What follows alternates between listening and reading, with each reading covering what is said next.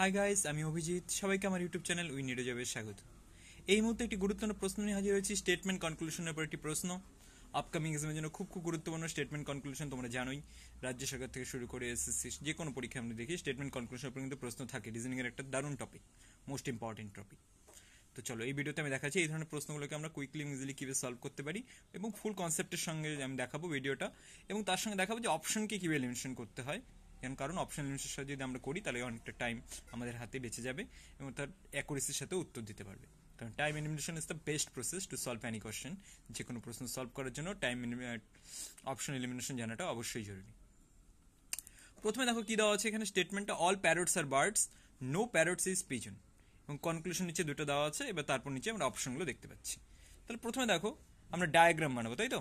All parrots আর, প্যারটসটাকে যে আমরা P দিয়ে বোঝাই, তাহলে টোটাল পিটা কার আন্ডারে রয়েছে? বার্ডস, তাই তো। পি আছে বি এর আন্ডারে, ঠিক আছে। এবার বলছে নো প্যারট ইজ পিজন, মানে এই পি এর সঙ্গে পিজনের কোনো রিলেশন থাকবে না। তার জন্য এখানে আমরা ক্রস চিহ্ন দিয়ে বোঝাচ্ছি এই দুটোর মধ্যে কোনো রিলেশন নেই, নো রিলেশন, ঠিক আছে। পি এবং পিআই মানে পিজনের মধ্যে।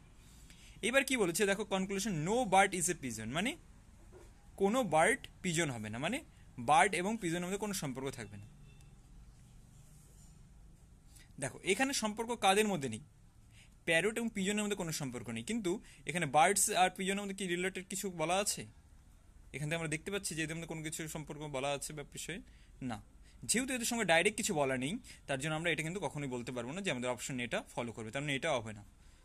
এবার অপশন এ হবে না মানে অনলি ওয়ান কখনোই ফলো হবে না। অপশন এ হবে না মানে বোথ ফলো হবে না, কারণ বোথ ফলো হতে গেলে এ বি দুটাকেই ঠিক হতে হবে। তাহলে এই দুটো অপশন আমাদের কোনোভাবেই হবে না। তাহলে বাকি থাকলো এবার 3 আর 4। এবার 3 আর 4-এর মধ্যে দেখো 2 নম্বর যে অপশনটা, যে আমরা বি নম্বরে, সাম birds are pigeon, some birds are pigeon মানে বার্ডসের কিছু পার্ট পিজন। তো বার্ডস আর পিজনের মধ্যে তো কোনো ডাইরেক্ট রিলেশন নেই, তাহলে এরা এদের সঙ্গে সম্পর্কিত আছে কি না আছে সেই বিষয়ে আমরা কিছু বলতে পারবো না। সামও হবে না, নট কোনো কিছু আমরা ডাইরেক্ট বলতে পারবো না, কারণ বার্ডস এখানে, পিজন এখানে, দুটো আলাদা আলাদা জায়গা আছে এবং তাদের মধ্যে ডাইরেক্ট কোনো কমন কোনো এলাকা নেই, রিজিয়ন নাই যে আমরা সেখান থেকে আমরা বলতে পারবো যে বার্ডস এবং পিজনের মধ্যে কোনো কানেকশন রয়েছে। যেহেতু নেই, তাহলে এটাও কিন্তু ফলো করছে না। এইবার যখনই আমাদের দেখলাম দুটো কাটা হয়ে গেছে, তো আমাদের মাথায় চলে এসেছে যে neither one or not be follow হতে পারে। কিন্তু তার সঙ্গে একটা জিনিস মাথায় রাখতে হবে, যদি আমাদের কখনো আমরা দেখতে পাই যে এলিমেন্ট আমাদের সেম হয়ে যায় দুটো অপশনই, যেমন এখানে বার্ড এবং পিজন সম্পর্কে বলছে, এখানে বার্ডস এবং পিজন সম্পর্কে সেম এলিমেন্ট আছে, তো সেম এলিমেন্ট থাকলে পরে মাথায় একটা জিনিস আসবে আমাদের, যে রাখতে হবে যে আইদার এ আর বি, তার মধ্যে যে কোনো একটা হতে পারে। এবার আইদার এ ও বি হতে গেলে শুধুমাত্র যে এলিমেন্ট সেম হতে হবে তা কিন্তু নয়, তার সঙ্গে আরও দুটো জিনিস আমাদের চেক করতে হবে। প্রথমে দেখতে হবে যে এ আর বি যে অপশন দুটো আছে, এই দুটো কি পজিটিভ নেগেটিভ কম্বিনেশন।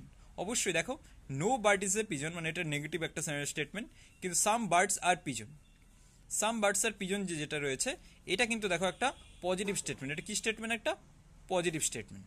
তাহলে পজিটিভ নেগেটিভ কম্বিনেশন। তারপর দেখতে হবে যে দুটো স্টেটমেন্টই ভুল হচ্ছে এখানে, রং দুটো স্টেটমেন্টই, হ্যাঁ অবশ্যই দেখো দুটোই কাটা গেছে, তাই না, কারণ দুটো স্টেটমেন্টই রং আছে। এবং তার সঙ্গে দেখতে হবে যেটা, যে এলিমেন্ট সেম কেন। এলিমেন্ট তো সেম আমরা সবার প্রথমে চেক করে নিয়েছি, তাহলে তিনটা জিনিস যদি আমাদের সমান পেয়ে যাই তাহলে আমরা বলবো এটা আইদার এ আর বি হবে। তাহলে আইদার এ ও বি এর তিনটে শর্ত রয়েছে, এলিমেন্ট সেম হতে হবে, পজিটিভ নেগেটিভ কম্বিনেশন হতে হবে, এবং যে অপশন দুটো দেওয়া থাকবে মানে কনক্লুশন দেওয়া থাকবে দুটোই রং হতে হবে। তাহলে এখান থেকে আমরা বুঝে গেলাম আইদার এ আর বি। তো ভিডিওটা কেমন লাগলো অবশ্যই আমাকে কমেন্টে জানাবে, এবং এরকম ভিডিও পেতে হলে চ্যানেলটিকে অবশ্যই সাবস্ক্রাইব করে নেবে এবং অবশ্যই ফলো করতে থাকবে। প্রতিনিয়ত কিন্তু আমি এরকম ভিডিও বানাচ্ছি যেগুলো তোমার আপকামিং এক্সামের জন্য খুব গুরুত্বপূর্ণ, এবং upcoming NTPC exam specially NTPC এক্সামে কিন্তু এই ধরনের প্রশ্ন আমরা দেখে থাকবো, এবং তার জন্য কিন্তু চ্যানেলটিকে অবশ্যই সাবস্ক্রাইব করতে হবে। দেখা হবে পরবর্তী ভিডিওতে, ততক্ষণে সবাই ভালো থাকবে, সুস্থ থাকবে, টাটা।